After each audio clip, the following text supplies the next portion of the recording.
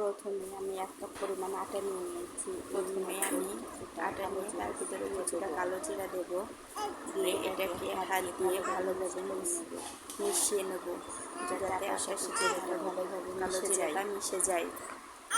এরপরে আমি কিছুটা স্বাদ মতো লবণ দেব, দেওয়ার পরে এটা কিছুটা তেল দিয়ে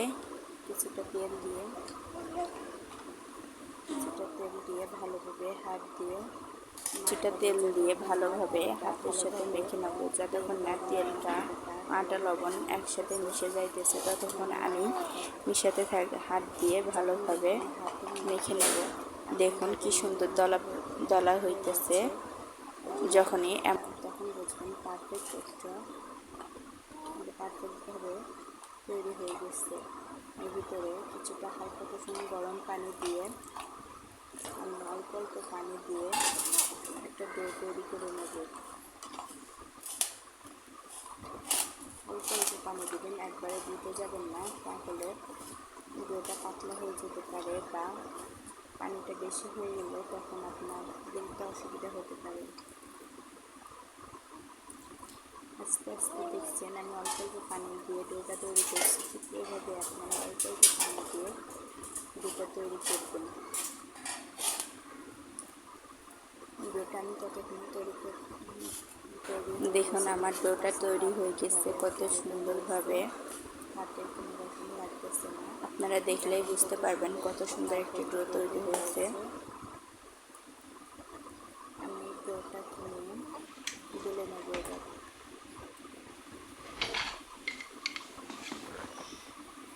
আমি এটা মিনিটের জন্য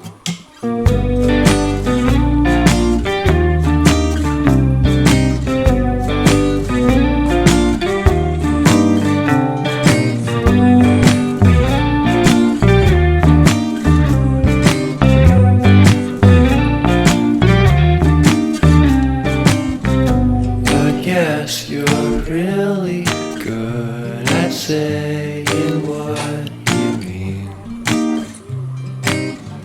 Suppress my feelings, 'cause I know what's best for me. Feel short of confidence, my hands begin to shake. I thought I knew you, but I barely knew your name. Porcelain stuck to your teeth, you got everything, and I can't believe how I've been let down again and again and again. And I'm paranoid, it's under my skin. I got careless eyes to let you back in. Why do I do this again and again and again?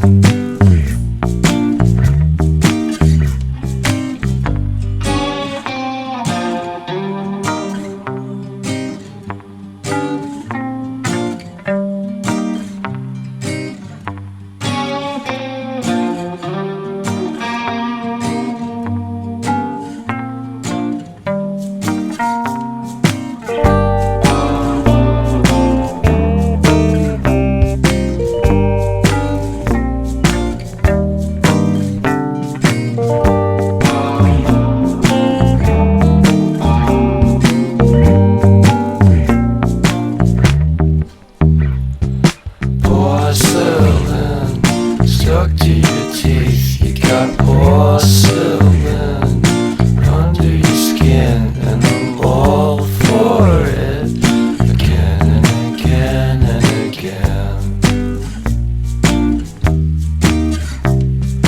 For someone you don't even know what you could have done. To tell you the truth, I love porcelain.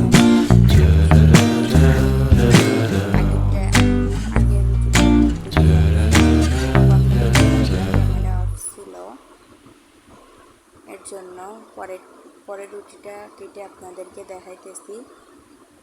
আমি 3 কোনা shape দিয়ে নিয়েছি, আপনারা চাইলে আপনাদের মন মতো shape দিয়ে নিতে পারবেন।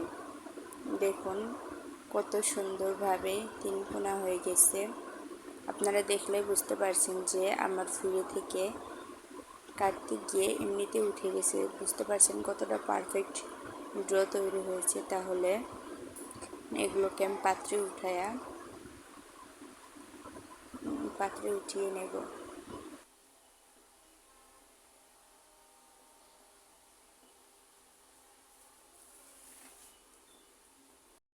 আমার তেলটা গরম হয়ে গিয়েছে। কড়াইতে আগে থেকে তেল গরম করতে দেওয়া, তেলটা গরম হয়ে গেছে দেখলে বুঝতে পারছেন। আমি এখন নিমকিগুলোকে অল্প অল্প করে নিমকিগুলোকে তেলের ভিতর ছেড়ে দেব। দেখুন কত সুন্দরভাবে ফুলে উঠতেছে। আপনারা আশা করি দেখলেই বুঝতে পারবেন কত সুন্দরভাবে ফুটে উঠতেছে। দেখছেন কত সুন্দরভাবে ফুলে উঠছে। এটা খেতেও কিন্তু অনেক সুস্বাদু। আপনারা অবশ্যই বাসায় একবার ট্রাই করবেন। আমার এই নতুন চ্যানেলটাকে লাইক, কমেন্ট, সাবস্ক্রাইব করে আমার পাশে থাকবেন। দেখুন কত সুন্দর ফুলে উঠছে আমার নিমকিগুলো। দেখুন হালকা ব্রাউন কালার আসছে। এখন আমার নিমকিগুলোকে আমি পাত্রে উঠাই নিয়ে আপনাদের দেখাইতেছি। আমি পাত্রে উঠে নিয়েছি। দেখুন কতটা মুচমুচে হয়েছে। আশা করি দেখলে বুঝতে পারছেন কতটা মুচমুচে হয়েছে। এটা কিন্তু খেতেও অনেক সুস্বাদু। আপনারা বাসায় ট্রাই করে